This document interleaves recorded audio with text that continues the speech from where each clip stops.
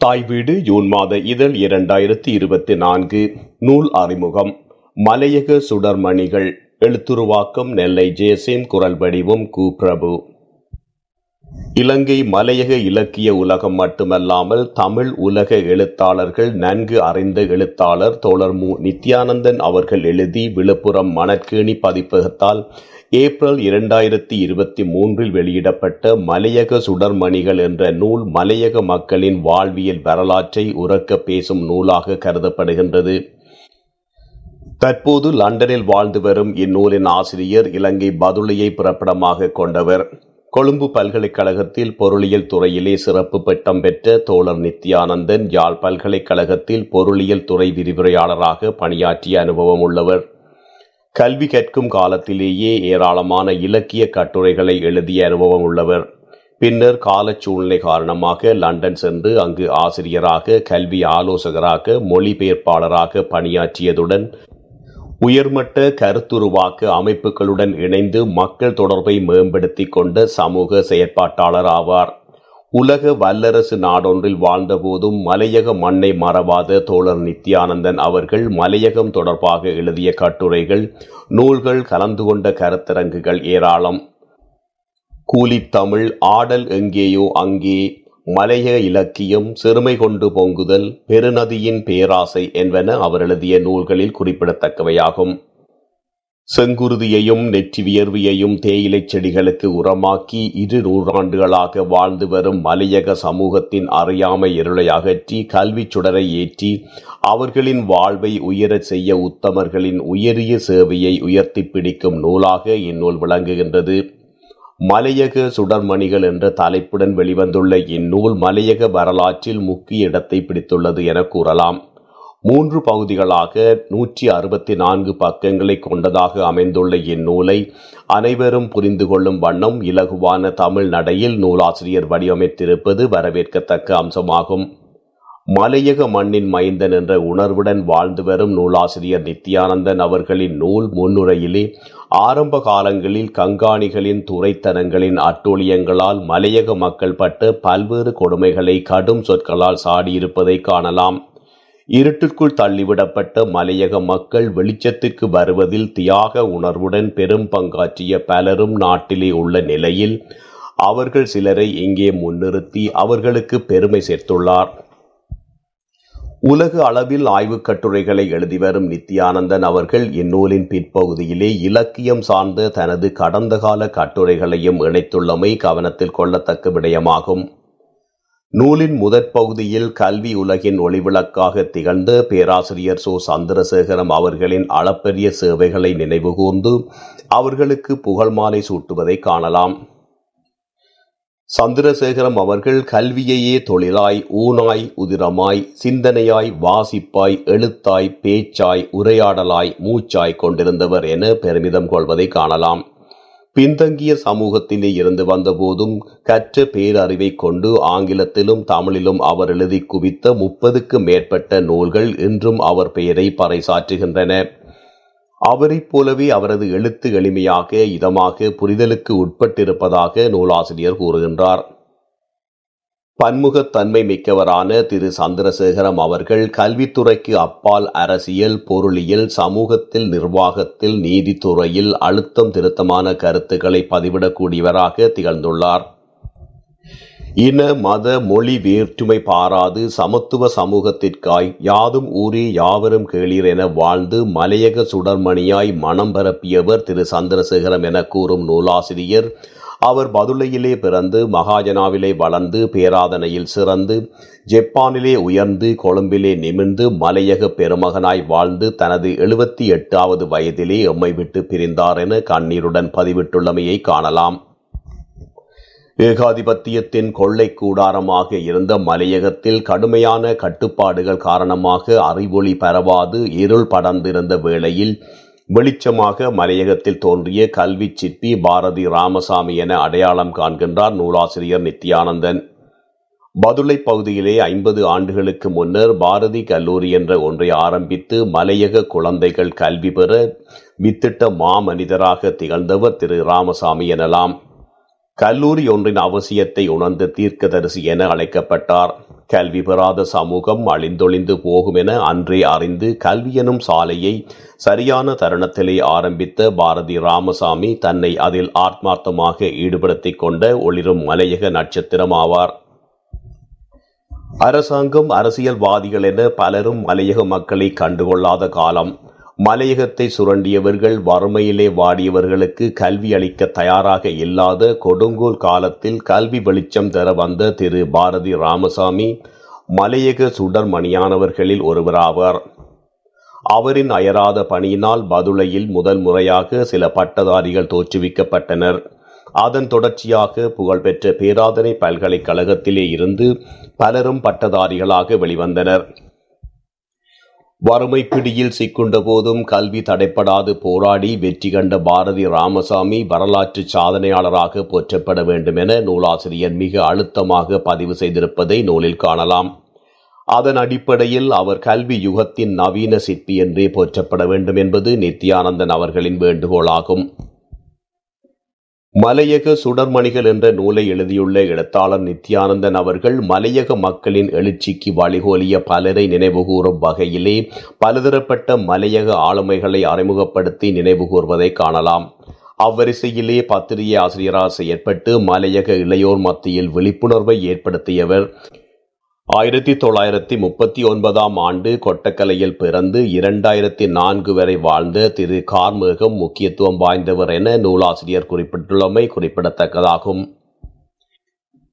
மலையக மக்கள் மத்தியில் தன் எழுத்தின் வாயிலாக கார்மேகம் அவர்கள் எழுச்சி ஏற்படுத்த முன்வந்ததை கூறும் முன்பாக சிங்கள பேரினவாதிகளின் மலையக எதிர்ப்பு நடவடிக்கைகளை பட்டியலிட்டு கடுமையான கண்டனத்தையும் மலையக சுடர்மணிகள் நூலிலே நூலாசிரியர் பதிவிட்டுள்ளதை காணலாம்.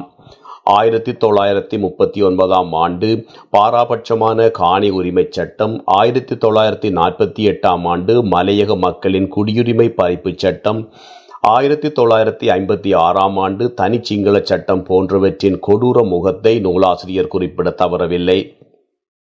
கள்ளத்தோணிகள் என அழைக்கப்பட்டதற்கு வெகுண்டொளந்த கார்மேகம் அவர்கள் தமிழ் சமூகம் இன மத வேறுபாடு மறந்து ஒன்றுபட வேண்டும் என பத்திரிகையில் எழுதியும் பேசியும் வந்துள்ளமை நூலில் இடம்பெற்றுள்ளது. வீரகேசரி பத்திரிகையில் 25 வருட காலம் கார்மேகம் அவர்கள் பணியாற்றிய போது ஈழத் தமிழர் எழுச்சி ஒரு சமகால வரலாறு என்ற நூலை எழுதியதன் மூலம் தமிழ் மக்களின் இனப்பிரச்சினை பற்றி அவர் கொண்டிருந்த அக்கறை வெளிப்படையாக தெரிந்தது என கூறலாம். மலையகத்திலே படித்த இளைஞர்களை ஒருங்கிணைப்பதில் அவர் ஆர்வம் காட்ட தவறவில்லை. மேலும் வீரகேசரி பத்திரிகையிலே பணியாற்றிய காலத்தில் அதன் சில பக்கங்களை மலையக எழுச்சிக்கு மடைமாற்றி சேவை செய்தமையை காணலாம். மலையக மக்கள் தொடர்பாக தனது கருத்துக்களை மட்டுமின்றி மலையக இளைஞர்களின் உணர்வுகளையும் வெளியிட தவறவில்லை. தோட்ட வட்டாரம், தோட்ட மஞ்சரி என்று தனது வீரகேசரி பத்திரிகையில் மலையக இளைஞர்களை அவர் இணைத்துக் கொண்டதையும் காணலாம். மலையக சிறுகதை போட்டியை வீரகேசரி பத்திரிகையில் நடத்தியதுடன் மலையக எழுத்தாளர் மன்றத்தையும் நிறுவி மலையகத்திற்கு பெருமை சேர்த்தவர் திரு கார்மேகம் என நூலாசிரியர் நூலில் பதிவிட்டுள்ளமையை காணலாம். மறைந்த மலையக சாகித்யரான திரு தெளிவத்தை ஜோசப் அவர்கள் மலையக இலக்கியத்தின் ஒரு மாபெரும் சக்தி கார்மேகம் என புகழாரம் சூட்டியுள்ளமை குறிப்பிடத்தக்கதாகும். மலையகத்தில் முதல் தொழிற்சங்கத்தை நிறுவி மலையக தொழிலாளர்களுக்கு நம்பிக்கை ஊட்டிய மணிச்சுடராக 1947 வரை இருந்தவர் திரு நடேசையர் என நூலாசிரியர் நூலில் பதிவிடுவதை காணலாம். தொழிலாளர்கள் தங்களின் உரிமை எது, கடமை எது என்பதை முதலில் புரிந்து கொள்ள வேண்டும் என்பதை நன்கு உணர்ந்த நடேசையர் இந்திய தொழிலாளர் கடமைகளுக்கும் உரிமைகளும் என்ற தலைப்பிட்டு சிறு பிரசுரமாக 50,000 பிரதிகளை வெளியிட்டமை மலையக வரலாற்றில் முக்கிய அம்சமாக பார்க்கப்படுகின்றது. மலையக தொழிலாளர்கள் எந்தவித உரிமைகளும் இல்லாமல் மிருகங்களைப் போல தோட்டங்களில் அடைத்து வைக்கப்பட்டு கொடுமைகளுக்கு எதிராக கொதித்தெழுந்த நடேசையர் அவர்கள் அதிலிருந்து விடுபட வேண்டும் என்பதற்காக பேசும் தமிழிலே தொழிலாளர் உரிமை சார்ந்த சிறு பிரசுரத்தை வெளியிட்டமை அன்றைய காலச்சூழலிலே மிகவும் முக்கியத்துவம் வாய்ந்ததாக கருதப்படுகின்றது. சிறு பிரசுரத்தின் மூலம் ஒவ்வொரு இடத்திலும் தொழிற்சங்கங்களை கூட்டுங்கள் என நடேசையர் அறைகூவல் விடுத்ததை முக்கியத்துவம் வாய்ந்த ஒன்றாக நூலாசிரியர் இந்நூலில் பதிவிட்டுள்ளமையை காணலாம். தொழிலாளர்களின் ஒற்றுமை மிகவும் அவசியம் என்பதையும் தனது சிறு பிரசுரத்திலே மிக தெளிவாக கூறியுள்ளமை கவனத்தில் கொள்ள வேண்டிய ஒன்று என நூலாசிரியர் குறிப்பிடுவதை காணலாம். மலையக சுடர்மணிகள் என்ற இந்நூலில் நூலாசிரியர் இலக்கிய சுடர்களை முதல் 4 அத்தியாயங்களிலே கூறி வந்த நிலையில் 5வது அத்தியாயத்தில் அரசியல் பக்கம் கவனத்தை செலுத்துவதை அவதானிக்கலாம்.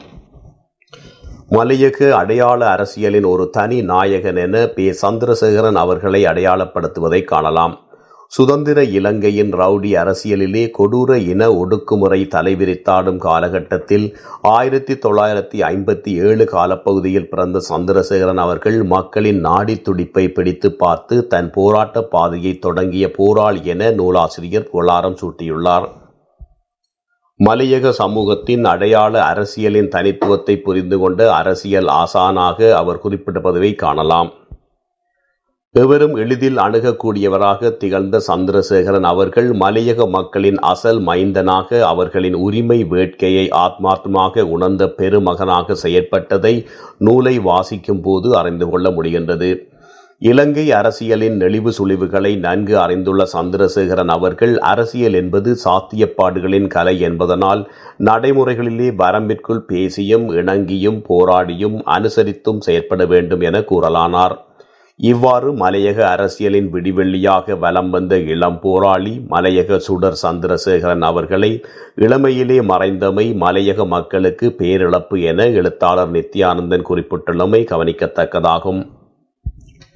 மலையக சுடர்மணிகள் என்ற தரமான இந்நூலின் மலையகம் சார்ந்து அர்ப்பணிப்போடு கல்வி, அரசியல், இலக்கியம் என சேவைகள் புரிந்த பலரையும் அடையாளம் கண்டு அவர்களுக்கு ஓர் உயர்ந்த அங்கீகாரத்தை தர நூலாசிரியர் முயன்றுள்ளமை வரவேற்கத்தக்க அம்சமாகும்.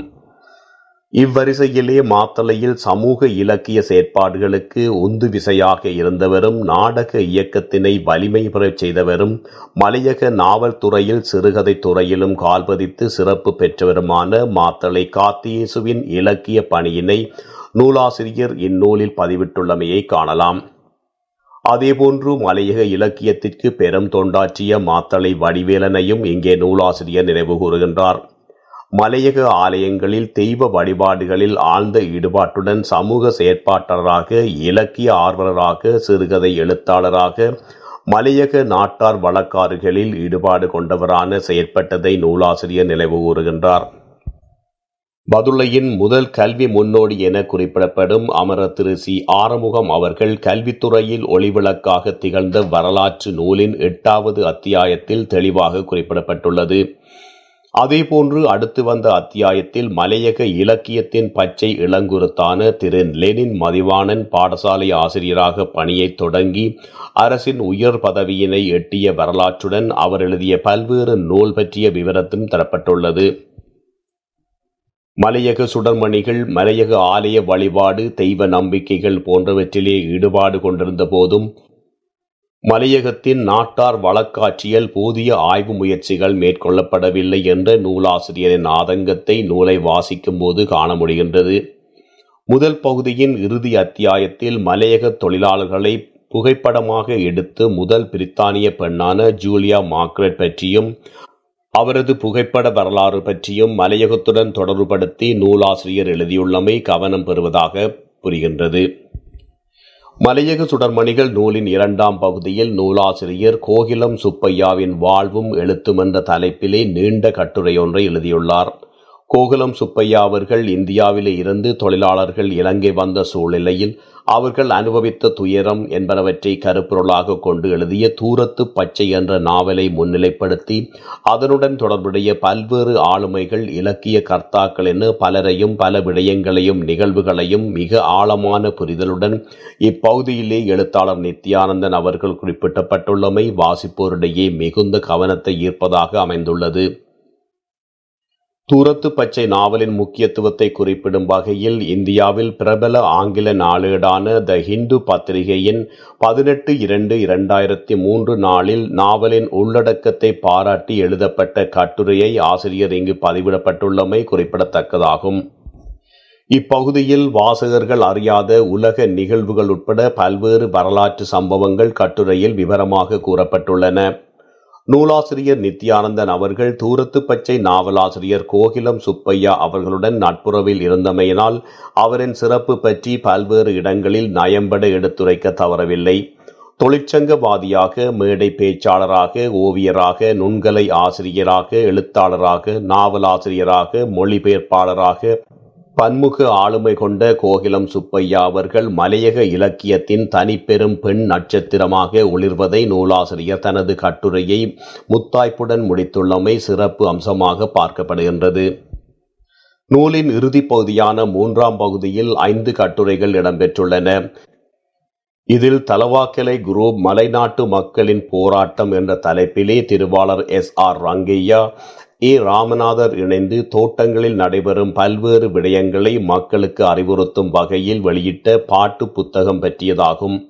இதேபோன்று மாணவர்களின் இலக்கிய எழுத்தாற்றலை வெளிக்கொணரும் வகையிலே திரு அ.ந. கந்தசாமியின் மாணவர்களின் மலரான இலக்கிய வெளியீடு, திரு க.இ.க. கந்தசாமி வெளியிட்ட மலையருவி பற்றிய தகவல்கள் 2ஆம் கட்டுரையில் இடம்பெற்றுள்ளன.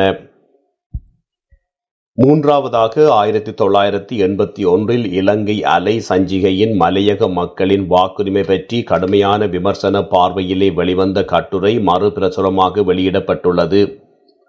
இக்கட்டுரையில் இலங்கை அரசியல்வாதிகள் மலையக தோட்ட தொழிலாளர்களுக்கு வாக்குரிமை தொடர்பாக செய்த அயோக்கியத்தனங்கள் தோலுரித்து காட்டப்பட்டுள்ளன. வெள்ளையனின் கால்களை நக்கி ஆட்சி செய்த அதிகாரம் ஏறியவர்கள் போன்ற கடுமையான வார்த்தைகளை இக்கட்டுரையில் காணலாம். இதேபோன்று 1972 பூரணி சஞ்சிகையில் வெளிவந்த மலையக தொழிலாளர் வர்க்கத்திற்கு இழைக்கப்பட்ட துரோகத்தனங்களை கூறும் கட்டுரையொன்று இங்கு மறுபதிவாகி வந்துள்ளது. மலையக தொழிலாளர் வரலாறு என்பது அபத்தமான துரோகங்களினதும் ஈவிரக்கமற்ற சுரண்டலினதும் வரலாறாகும் என கூறும் நூலாசிரியர், இடதுசாரிகளின் பக்கம் அவர்கள் சாய்ந்திருந்தமையாலே அவர் அனாதரவாக்கப்பட்டனர் என்கின்றார். மேலும் 1948 மற்றும் 1949 ஆண்டு பிரஜா உரிமை பறிப்பு சட்டங்கள் தொழிலாளர் வர்க்கத்திற்கு எதிரானது என கூறும் நூலாசிரியர், 1964 ஆண்டு சிறிமா சாஸ்திரி ஒப்பந்தம் துரோகத்தின் முழு வடிவம் என சாடுவதையும் காணலாம். நூலின் இறுதிப் பகுதியில் தொழிலாளர்களுடன் உரையாடுவதற்கு வசதியாக இங்கே வா என்ற நூலின் சிங்கள மொழிபெயர்ப்பு என்ற ஒரு பிரசுரத்தின் வெளியீடு பற்றியும் குறிப்பிடப்பட்டுள்ளது.